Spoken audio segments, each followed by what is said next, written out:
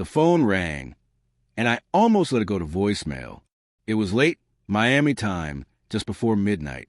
Still, my brother never called without a reason. His voice was low, measured, the kind that knows how to break something inside you. "Where's your husband?" he asked. I remember blinking at the dark window. The city's lights mirrored in the glass. "He's on a business trip in New York," I said. Silence. Then his breath hitched. "No. He's at my hotel in Miami with a beautiful woman, and he's paying with your ATM card." I didn't cry or curse. I just watched my reflected face, a faint, cold outline of someone who had already begun erasing him from her future. We met 11 years earlier. He carried a charm that felt like the universe finally smiling on you. Clever, magnetic. The sort of man who remembered your coffee but forgot his own meetings. I mistook his forgetfulness for brilliance. I built my life around him.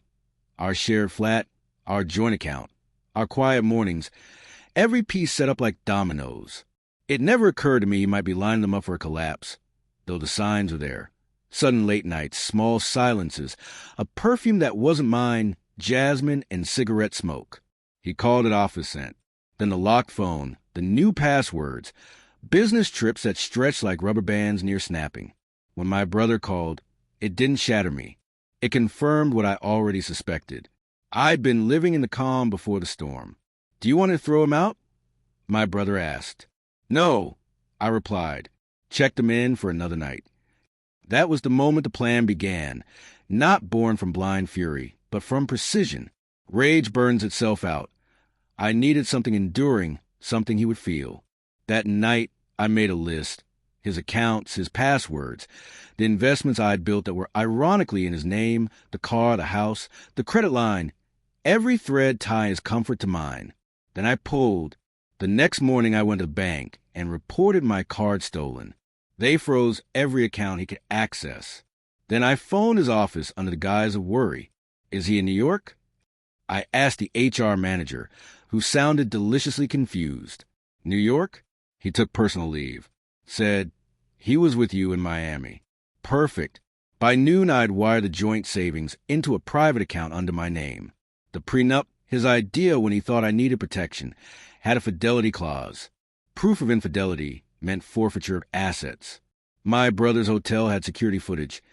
High definition, time-stamped, waiting. I sent it to my lawyer before the day ended. The next morning he called. His voice trembled. "My cards aren't working. The hotel's saying the bill's unpaid. Are you still in Miami?" I asked flatly. Silence, then a stammer. How did you?"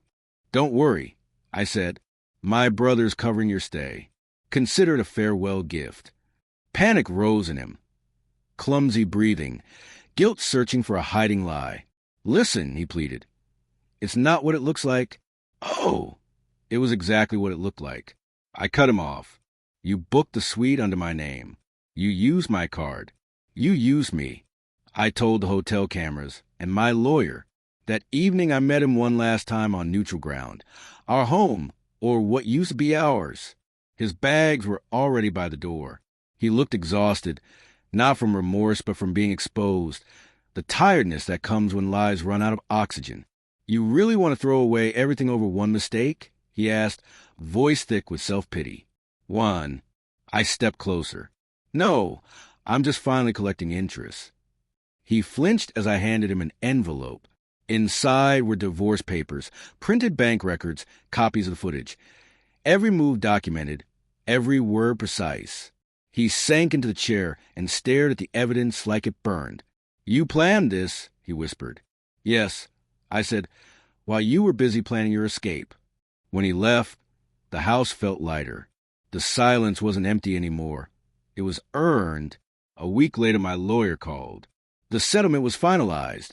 Everything, accounts, property, even his company shares, transferred. The fidelity clause worked exactly as intended. He lost everything he'd built on the foundation I'd laid. Sometimes I think about that night in Miami, the suite with the ocean view, the jasmine and smoke still lingering in the sheets. My brother said the woman looked nervous when he checked them in, as if she already understood it was borrowed time. I wonder if she's still with him now that the money's gone. Probably not. As for me, I didn't need closure. I had proof. I had silence. I had peace. Revenge isn't loud or theatrical. It's not chaos or shouting. It's the quiet click of a door closing behind a man who finally realizes he never held the key. You,